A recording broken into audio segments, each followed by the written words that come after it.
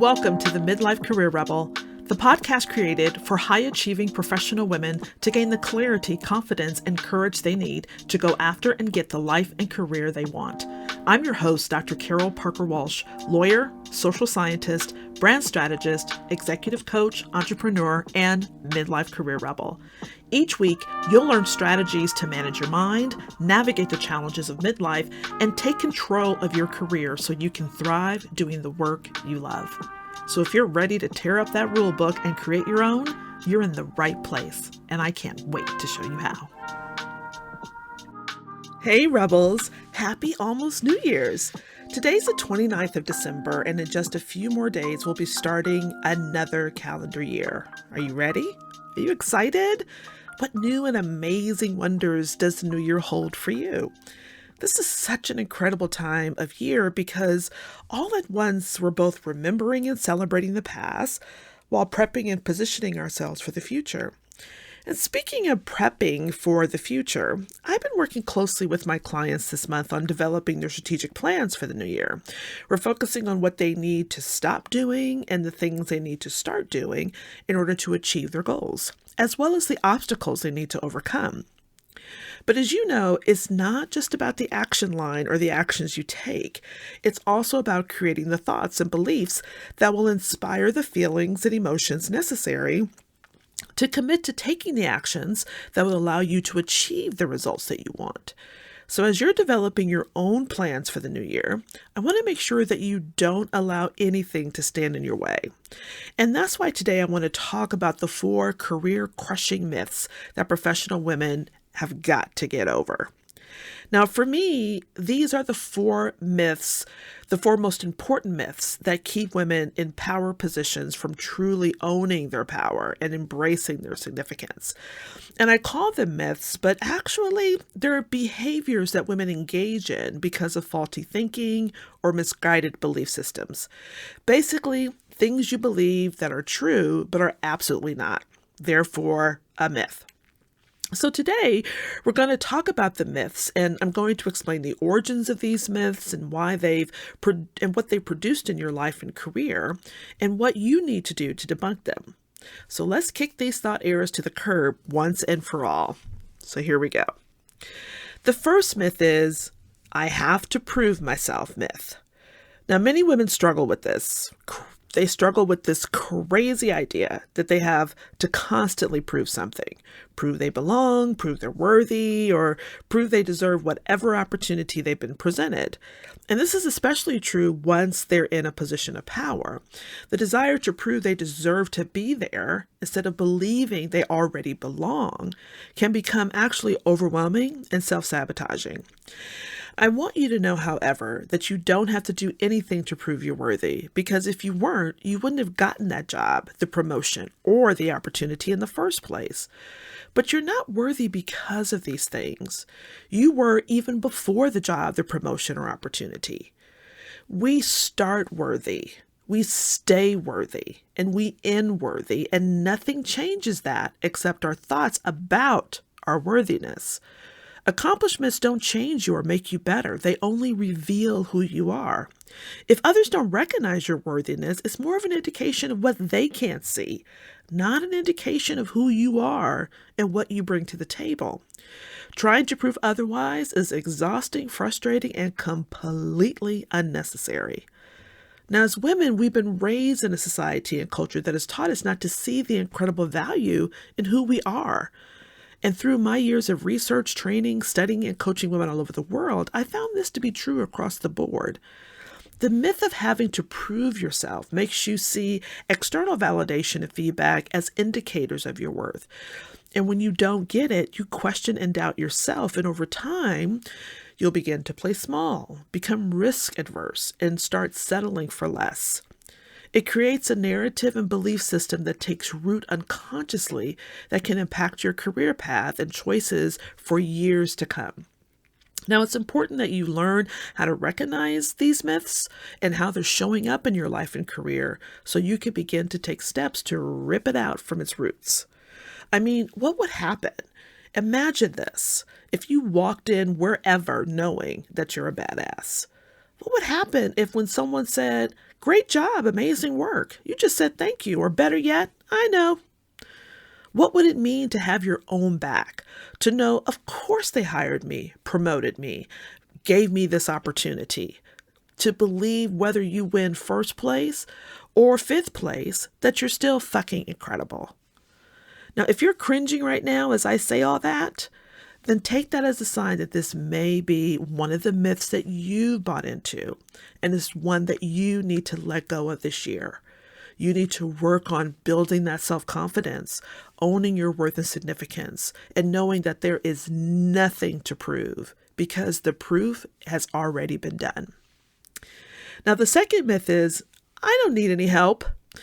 Now, I was just having a conversation with someone who wants to hire me to help her to gain clarity and focus around her next year goals. Now, what was funny was that on the call, she told me that basically she had everything together and lined up, and she just needed me to help lay things out so she could get to work and get things done. She was trying to tell me what I needed to do to help her. She even said out loud, I'm not really coachable because I really know what I need to do. Now, I couldn't help but burst out laughing. And as she heard herself actually say the words as they came out of her mouth, she actually couldn't help but laugh too. Now, after we both finished laughing, she said, see, that's why I need you. I don't know what to do. I just know I don't know how to ask for help. Bam. Right? And there it was. Right? She knew she was trying to direct everything and tell me, even though she wanted my help, she was still trying to tell me what to do because she didn't want to feel as if she was asking for my help. You get what I'm saying? This thing about not asking for help, this mythology that is a bad thing. Now, the studies show that women would love to mentor and support other women, but many women won't seek it out. It's even worse for high-achieving women of color because, we've been taught not to expect help or support, that we can only depend upon ourselves, and that we should prepare to go it alone. So women get lulled into this idea that they can always just rely on themselves or superficial levels of support, like advice from a peer or attending a conference or class or reading a book to get what they want. They believe asking someone for help or even investing in coaching is a sign of weakness or, worse, an admission of failure. So when in a position to get the support they need, women will try to convince themselves that they really don't need it, or they only need a minuscule amount of help or support, or just a few tips and ideas and they could take it from there, right? Kind of like what my new client tried to do with me on our initial call. Now, I, for one, love getting support, and I am all about asking for help. Like, I've negotiated multiple multi-million-dollar labor agreements as an attorney over the years, but I still sought out additional training on salary negotiations and actually received a certification in it so I can improve my skills and better help my clients. I didn't assume just because I've negotiated contracts for 10 years that I knew everything and couldn't improve upon my skills by seeking out the help of another coach to help me get better. I've been certified as a coach for years, and even as a master certified coach, I make sure that I work with a coach myself every year. I've created a successful practice in business because every year I work with business mentors who teach me what I don't know and uncover blind spots that I may have missed. Now, this myth is also tied to the myth that women don't want or aspire to leadership roles. Women who aren't asking for support are also not sharing their goals and ambitions, whether because they don't believe it's possible to achieve them or they just lack belief in themselves. Women who do share their goals and ambitions are the ones who are seeking the support of others to bring those goals to reality. I mean, that's why they're sharing their goals and aspirations and dreams with others, because they're like, listen, if anybody, this is where I want, this is where I'm going. If you can help me, let's hop on board and let me get that support so I can get where I'm going. They know that they can't go it alone. They know that it takes a village. And that's why I teach my clients how to build a board of directors. That's what I call it, or an advisory board. a village basically of support, so that they can call upon people, the right people at the right time to get the support and help that they need. And that also includes always having a coach, having someone who's there, an objective party to support you along the process and help to uncover and unveil blind spots that maybe you weren't aware of. Listen, if you're one not to ask for help because you believe in this myth, remember this African proverb that says, if you want to go fast, go alone. But if you want to go far, go together. Now, the third myth is hard work will result in success. Now, there's some truth to that, but let me explain more about what I mean about this being a myth. The inability of women to toot their own horns and self-promote themselves has caused many to be overlooked for the reward and recognition they deserve. And statistically, women really struggle with this. We wait for others to sing our praises, believing if we do it ourselves, it'll be perceived as bragging or arrogance. So we work hard and burn the candle at both ends in an effort to be noticed and rewarded, but are often left disappointed. It's another social conditioning designed to limit women's potential and opportunities. Now, this myth is closely related to the tiara syndrome, a term originally developed by Carol Frolinger and Deborah Kolb and then used by Sheryl Sandberg in her book, Lean In. Now, it's the strategy of hope tied to the rescued fantasies and myths embedded in most of those fairy tales that we were read as children and socialized to believe that someday our prince or princess will come. And when hope fades because your hard work and successes fail to get noticed, you're more likely to blame and doubt yourself. Now, this is further exacerbated by the double bind women find themselves in, where we're damned if we do and doomed if we don't. We're either too soft and weak or we're too strong and a bitch. Now, one of the assignments I give my clients is called the hundreds list. And I've talked about it before on the podcast. I have my clients write down 100 accomplishments and wins throughout their life and career. And without fail, every time I give this assignment to women, they say 100 like it's a ridiculous and impossible request. But it only feels ridiculous and impossible because it's so rare for women to take a moment to acknowledge and celebrate their successes, particularly if it wasn't acknowledged or celebrated by somebody else. So, as we move into the new year, be sure to send an email to your team and manager every time you've achieved something great or you've done something significant or noteworthy. Create a post on LinkedIn when you're invited to speak at a conference or sit on a panel because you're seen as a trusted authority. Share at your next performance review that email a stakeholder sent to you saying their success is due to your diligence, your hard work, your empathy, and your kindness. Let's debunk this myth by learning how to share everything you do with anyone who will listen. Now, finally, the last myth is the cup is half empty. This can also be called the "it's too late for me" syndrome. Now, this myth comes from professional midlife women's tendency to focus on what they perceive they're missing or lacking, not what they really are.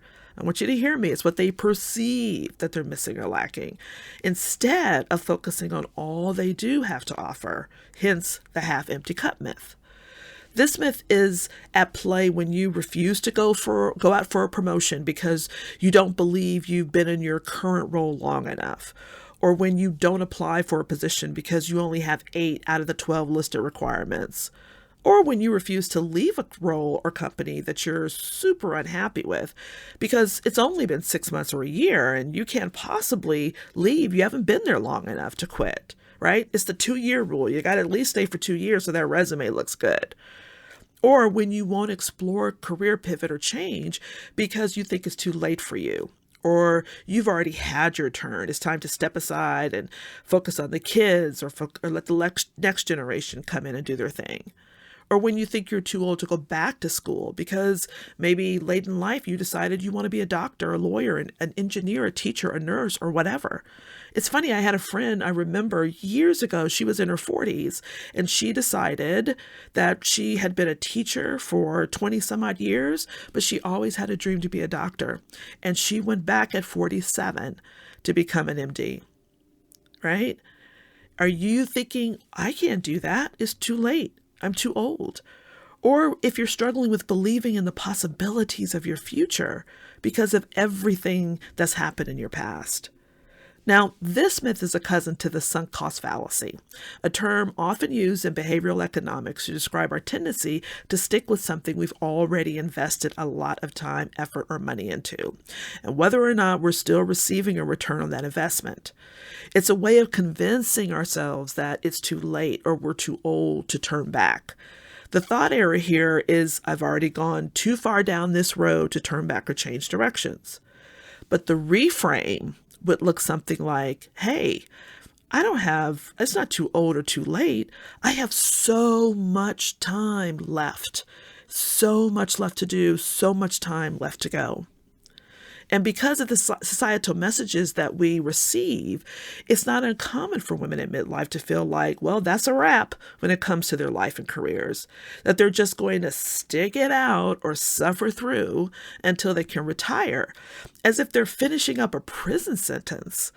But we're constantly bombarded with messages that imply it's your time to step aside and make way for the next generation or two that are behind you.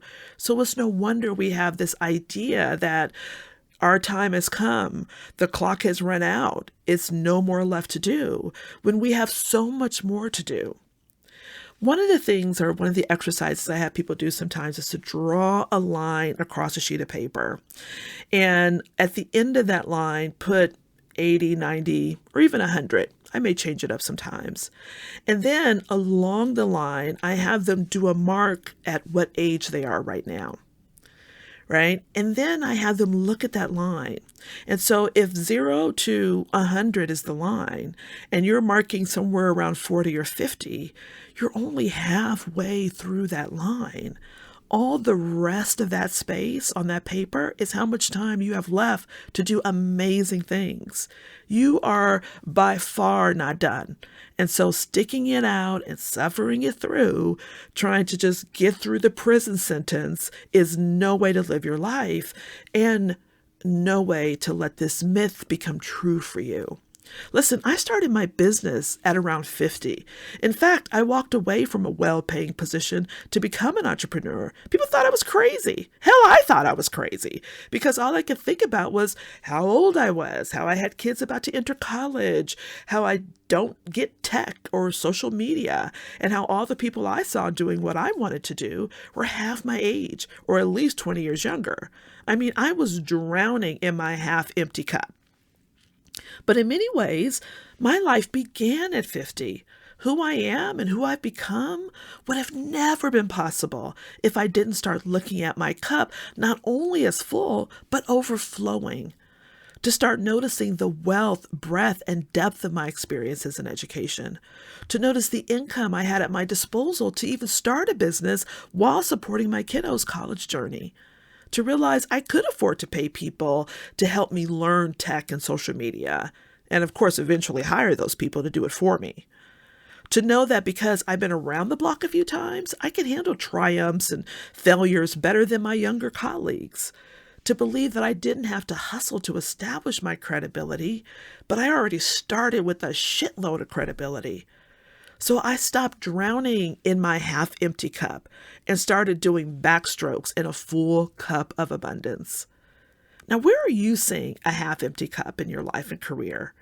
How can you reframe it to see all you have to offer so you can stop missing out on opportunities designed just for you? Now is the time to shake off those myths and start living your fullest and best life. Well, there you have it, Rebels, the 4 career-crushing myths that women need to let go of, and I mean let go of now.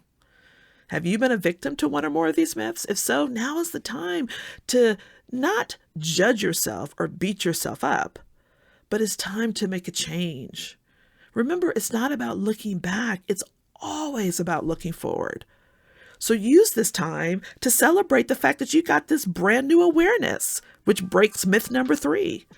To reconnect to all you have to offer the world, breaking myth number 1.